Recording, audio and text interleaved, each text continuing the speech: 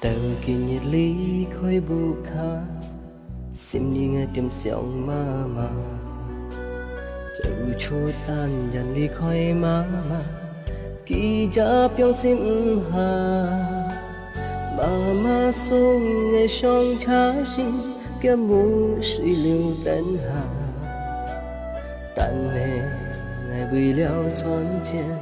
khăn ai ly khói ngà mà anh dần ngày ly khói bu khá anh sao cho nghỉ khon mà suy dân anh sao cho khon mà ngày cha piong sim hà tan hết thôi ngã sim chung như chung dân ngã hồ mà ngã thì chỉ cái pha khiêu sóng đi trong miệng pha say buồn mà ngã hy vọng thay thế cả ôi hồ xa nhà mà chim vui hay máu lo mà chỉ cả mô kim hà chỉ cả chim xịt ơi phun mi chỉ thay cái ôi hè mà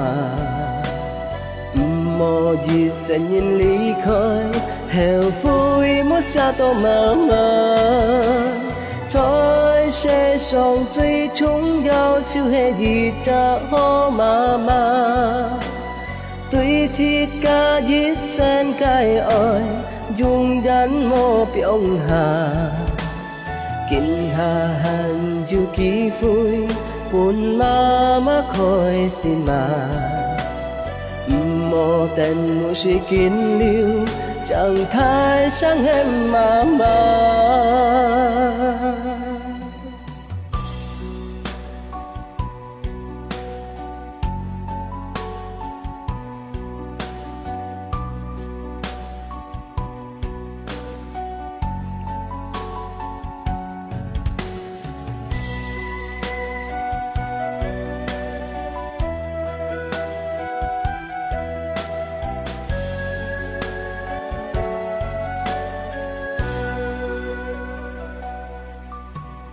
từ khi nhiệt lý khơi bu khá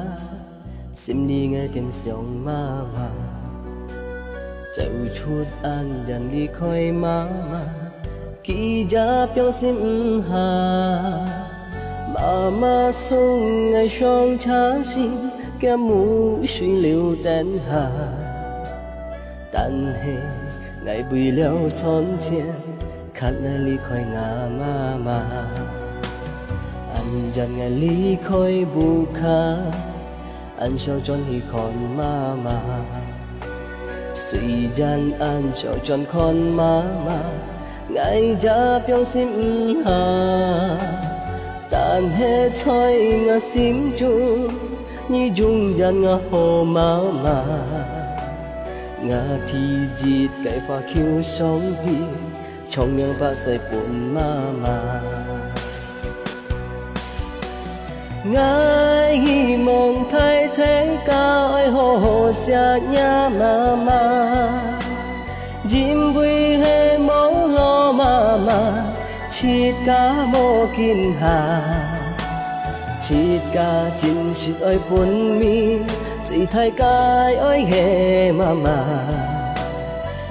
mô gì sẽ nhìn lý khói heo vui mất xa tô mà thôi sẽ sống truy chúng nhau chưa hề gì cha ngô mà tuy chỉ cả giết sen cái ơi dùng dán mô piong hà kinh hà hàn dù kỳ vui buồn mà khói xin mà mô tên mô suy kiến liêu chẳng thay sáng em mà chẳng thay sáng em mà